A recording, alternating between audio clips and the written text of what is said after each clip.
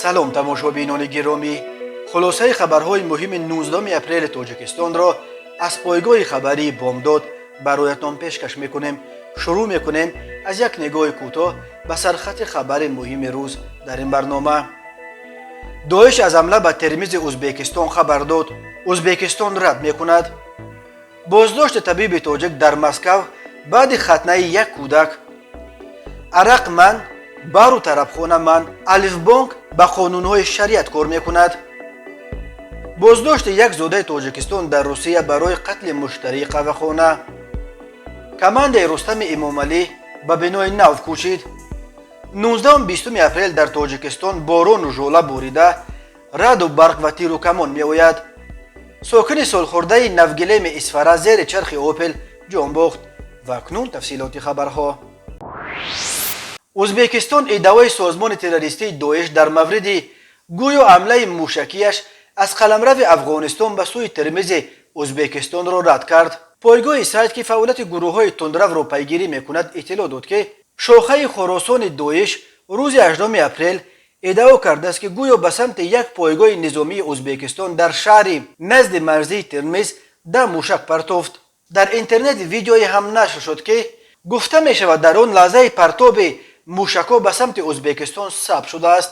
вале сухангӯи президенти ӯзбекистон Шерзод Асадов шаби 18 апрел хабарҳоро дар бораи аз хоки Афғонистон мушакборон шудани марзбонони ӯзбек дар ҳудуди шаҳри Термиз мутлақо беасос хонд. ӯ дар телеграм навишт: бино ба иттилои вазорати дифоъ ва хадамоти марзбонии ӯзбекистон дар марзи кишвар бо Афғонистон амалиёти ҷангие сурат нагирифтааст ва вазъ ором мебошад.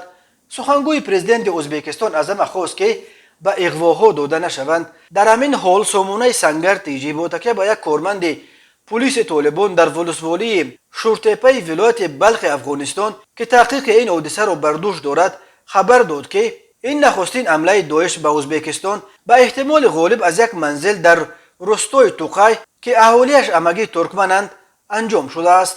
гуфтааст ин корманди пулиси Толибон. ӯ афзудааст ҷавони ӯзбек як дастгоҳи мушакандоз сохта дар рӯи авлӣ мегузорад ва як телефонро барои сабт дар тиреза баста субҳи барвақти 18 апрел аз хона мебарояд ва ғайб мезанад. зоҳиран ин фард вақте мазори шариф ё пули хумрӣ мерасад дастгоҳро фаъол месозад ва ракетаҳо шилик мешаванд.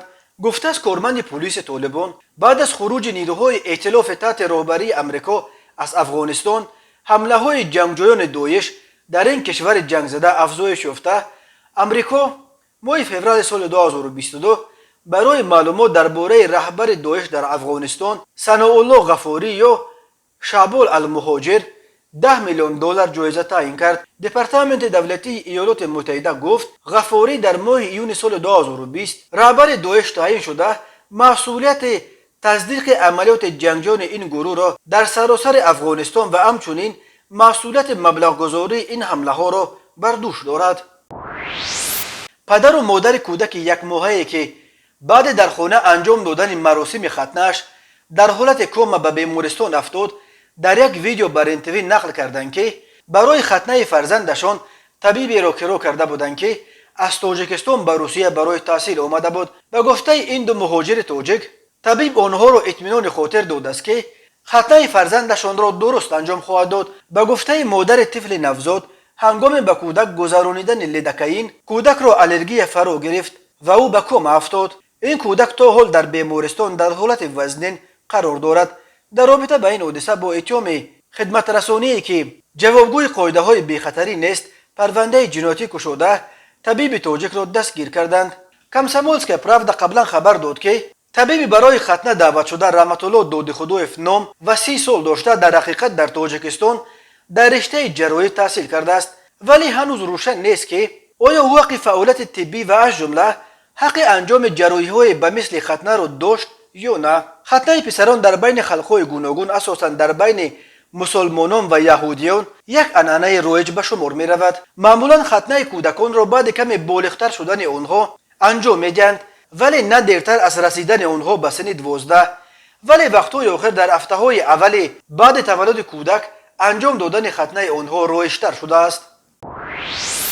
як шаҳрванди 32-солаи Тоҷикистонро рӯзи 7 апрел баъди 8 моҳи фирораш дар шаҳри Москав бо иттиҳоми даст доштанаш дар қатли як муштарӣ در کاوخانه اوازیس در شهر کرینسک ولایت ایرکوتسک دستگیر کرده الکی به ولایت ایرکوتسک انتقال دادند.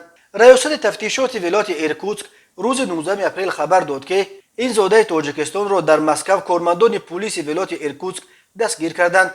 نظر خود بازداشت شده دسترس نیست، ولی بنا به فرضیه تفتیشات شب 16 آگوست سال 2021 در کاوخانه اوازیس بین دو گروه مردان مناقشه روی داد. در جریان این مناقشه که در کوچه ادامه یافت، یک مرد 34 ساله را با چند ضرب کارد کشتند. در این کشتار 3 نفر را گمانبر میدانند.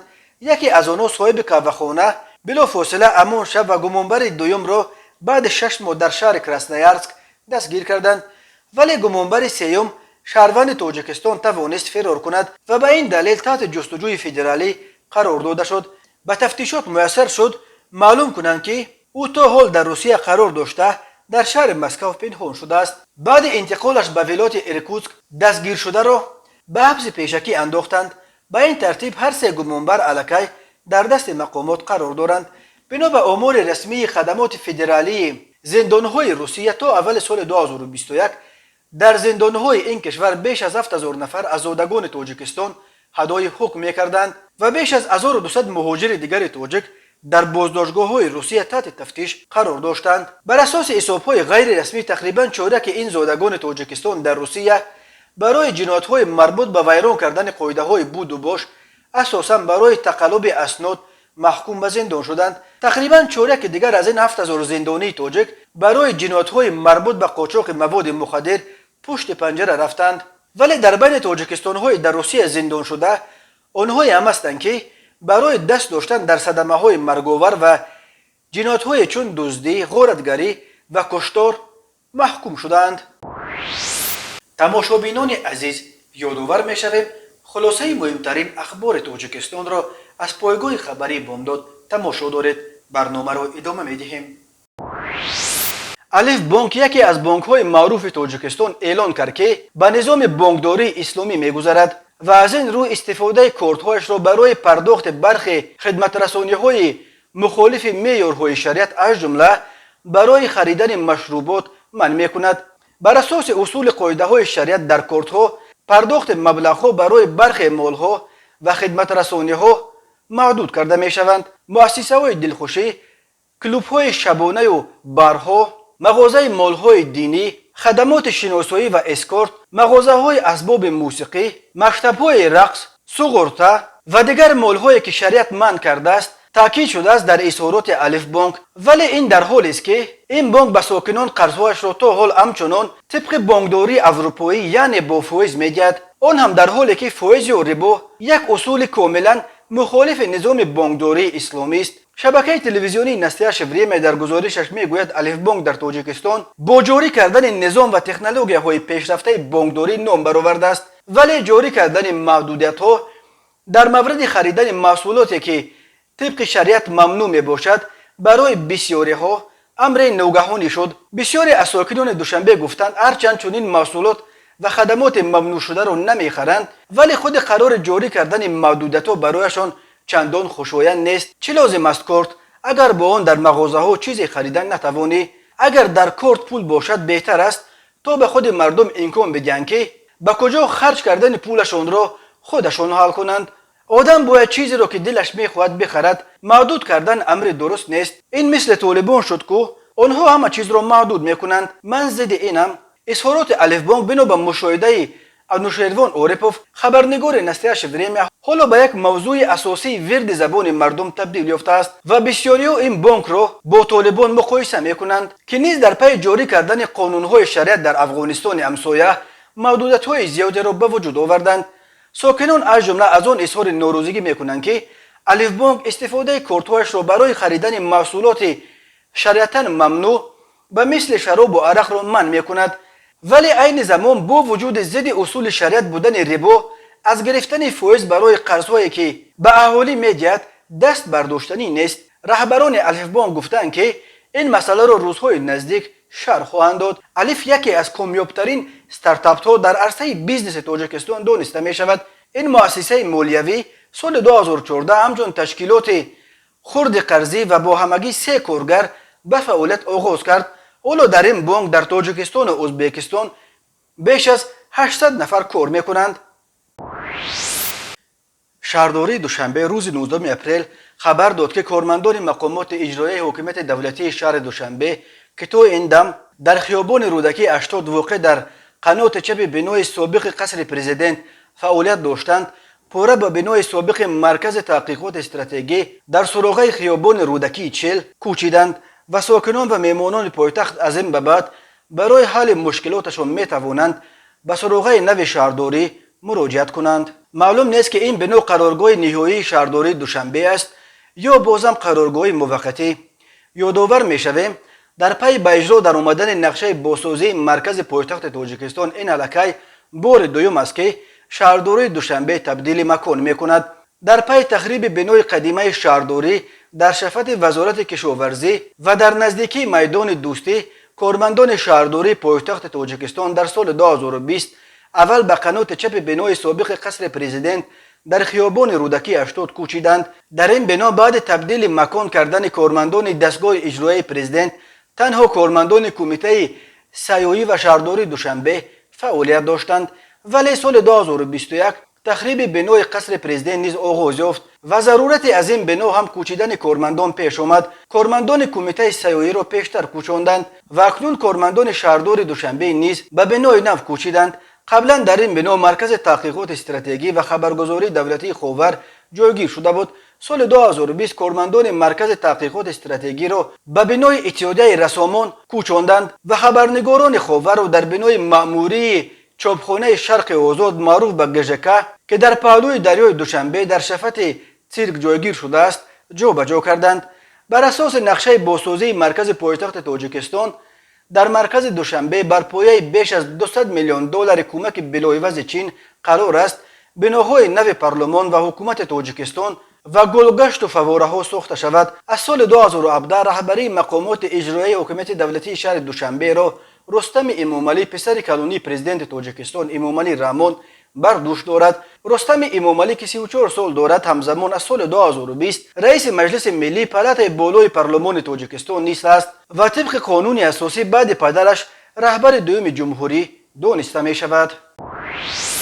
کمیته ایالت‌های فوق‌العاده تاجیکستان خبر داد که بنا به پیشبینی هواشناسان روزهای 19 و 20 اپریل سال 2022 در برخی ناحیه‌های تابع جمهوری، ناحیه‌های کوهدامن ولایت ختلان و کوهستان ولایت سوخت بارشات شدید، رعد و برق و ژوله پیش بینی می شود. انتظار می رود که بر اثر بارشات سطح آب در دریاهای یوغسو، قزلسوی جنوبی و وخش بالا برود. روز 20 اپریل در یک قطار ناحیه‌های تابع جمهوری و ولایت ختلان و سوخت ریختن ژوله و در برخی ناحیه‌های کوهدامن و کوهستان تابع جمهوری و ولایت ختلان ریختن ژوله پیش بینی کرده می شود. در نتیجه بارشات و بالا رفتن سطح آب در دریاها خطر سیل و آبخیزی و فرو ریختن ترمه و سنگریزی بیشتر می شود. گفته می شود آب و هوای نامساعد چرانیدن و نگاه داشتن چاروا را در چراگاه‌ها مشکل می گرداند. کمیته ایالت‌های فوق‌العاده در این رابطه از ساکنان خواسته است که به خاطر پیشگیری از عاقبت‌های سیل و آبخیزی‌ها جوی سایه‌ها و راه‌های سیل پرتو را در اطراف خانه‌های خود تازه کنند. همچنین به ساحل کول یا دریاها ماهیگیری نروند. از ساکنان همین طور خواستند که از سفر به کوه‌ها برای چیندن زنبوروغ، چوکری و سیاه‌علف و گیاهای دیگر خودرو حداالامکان خودداری کرده چاره‌های بی‌خطری شخصی را قطعاً رعایت کنند و به کودکان توجه ویژه داده فرزندانشان را تنها نگذارند. از رانندگان هم تقاضا شده است که قاعده‌های حرکت در راه به خصوص سرعت و فاصله را قطعاً رعایت کنند و حداالامکان شبانه با ماشین به سفر نبرایند. در صورت پیش آمدن ایالت‌های فوق‌العاده از همه خواسته شده است که با رقم 112 و یا به قسم نوبرداری کمیته ایالت‌های فوق‌العاده به این دو رقم زنگ بزنند: 93 880 28 19 223 13 11. مرکز مطبوعات وزارت کارهای داخلی تاجیکستان خبر داد که شام 16 اپریل سال 2022 تخمیناً ساعت 18:30 راننده ماشین تمغه اوپل استرا سیدالایف نومانجان سال تولدش 1957 ساکن شهر اسفره هنگام حرکت در راه ماشینگرد اسفره لکان در حدود جماعت دیوت نوگلیم از عهده اداره واسطه نقلیات نبرآمده دوچرخه‌ران الماسوف عبدالستار سال تولدش 1961 ساکن شهر مذکور را پخش نموده است. در نتیجه الماسوف جراحات جسمانی برداشته در بیمارخانه به هلاکت رسیده است. از روی این حادثه تحقیقات ادامه دارد. بنا به گزارش وزارت کارهای داخله طی هفته گذشته در راههای تاجیکستان بر اثر صدمه ها دست کم 8 نفر از جمله 2 کودک و 1 زن به هلاکت رسیدند. بنا به آمار رسمی وزارت کارهای داخلی تاجیکستان سال 2021 بر اثر 1102 صدمه نقلیاتی در راههای این کشور 395 نفر به هلاکت رسیده، 1218 نفر جراحت جسمانی برداشتند. سرعت بلند حرکت و رعایت نکردن قاعده‌های حرکت در راه، همچنین راه‌ها و ماشین‌های فرسوده از علت‌های عمده صدمه‌ها از جمله صدمه‌های مرگ‌آور در راه‌های تاجیکستان نام برده می‌شود. تماشابینان عزیز و گرامی، این بود مرور به خلاصه چند خبر مهم امروز تاجیکستان. خبر و گزارش‌های بیشتر از تاجیکستان و درباره تاجیکستان و اطراف آن را در سامانه پایگاه خبری بامداد در این نشانه پیگیری نمایید: www.bomdad.com. خوش باشید.